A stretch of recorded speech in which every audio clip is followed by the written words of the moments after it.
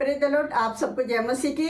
आप प्रभु में सब आनंदित और मगन है। आप सबके लिए मेरी फैमिली की तरफ से, मेरी तरफ से मेरी क्रिसमस की बहुत बहुत शुभकामनाएं। और आने वाले नए साल में प्रभु आप सबको बड़ी आशीष, बड़ी बरकत दे।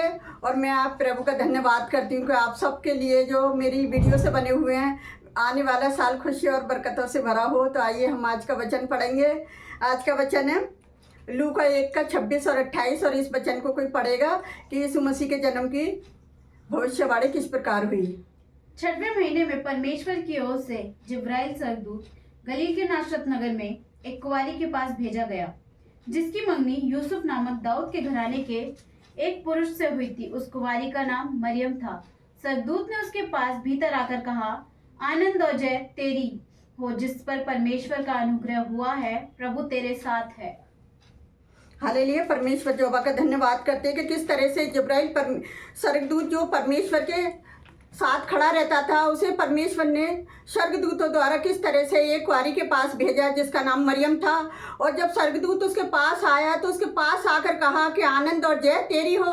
और जब उसने ये संदेश मरियम को दिया, एकदम मरियम भयभीत हो गई और घबराने लगी। लेकिन स्वर्गदूत ने उससे कहा, हे मरियम भयभीत ना हो, मैं तेरे लिए एक आनंद का शुभ समाचार सुनाता हूँ। और जब उसने आनंद का शुभ समाचार सुनाया तो मरियम ने उससे पूछा कि ये किस तरह हो गया, मैं तो उस मनुष्य को जानती नहीं। जब स्वर्गदूत ने उससे कहा कि मैं तुझे बताता हूँ किस तरह से होगा, कि किस तरह से परमेश्वर का अनुग्रह तुझ पर हुआ है। वो मरियम कहने लगी कि कैसा अभिवादन है, जिस पुरुष से मेरी मंगनी हो रही है मुझे पता ही नहीं है उसके बारे में, वो कौन है। तो फिर स्वर्गदूत ने उससे बोला कि किस तरह से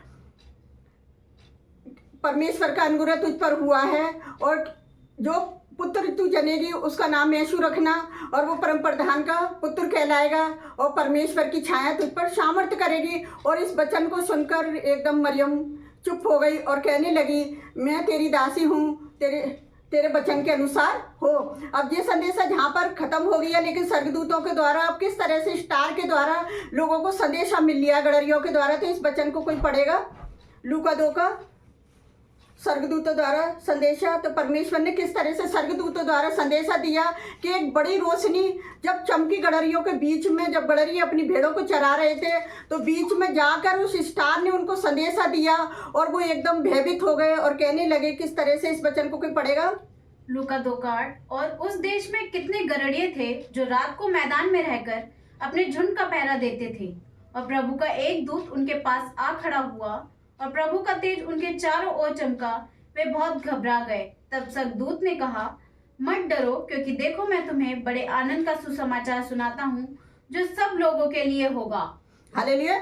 जिस तरह से स्वर्गदूत ने मरियम से कहा भयभीत ना हो, लेकिन उसी तरह से स्वर्गदूत ने गडरियों को बोला, डरो मत, मैं तुम्हें बड़े आनंद का शुभ समाचार सुनाता हूँ, और एक उद्धारकर्ता तुम्हारे लिए जन्मा है। और उसका पता जब उसने दिया कि चन्नी में लिपटा तुम्हें एक बच्चा मिलेगा, और उसे क्या करा, स्वर्गदूत उनको बताकर चले गए। और उन्होंने जब जाकर देखा मरियम और यूसुफ को, तो उस बच्चे को जाकर देखा और उन्होंने दंडवत करा जाके। और जब वहाँ के राजा को पता चला कि मतलब कोई राजा उत्पन्न हो गया है, कोई उद्धारकर्ता उत्पन्न हो गया है, तो वहाँ के राजा एकदम क्या हुआ, घबरा गया। हेरोदेस राजा था, वो इतना परेशान हो गया कि मैं क्या करूँ, कौन सा राजा आ गया कि मेरी जगह राज्य ना करे। तो मैं परमेश्वर का धन्यवाद करती हूँ कि यीशु मसीह कोई सांसारिक राज्य करने के लिए नहीं आया, वो सिर्फ राज्य करने के लिए आया, आत्मिक राज्य करने के लिए आया, अपनी कलीसियाओं पर आत्मिक राज्य करने के लिए आया, ताकि उसका वचन आगे तक पहुँचे और अंधकार से लोग बच सकें। और उस राजा ने जब घबराया, 2-2 साल के बच्चों को क्या करा, उसने मरवा दिया। तो मैं परमेश्वर जोबा का धन्यवाद करती हूँ सुंदर वचन के लिए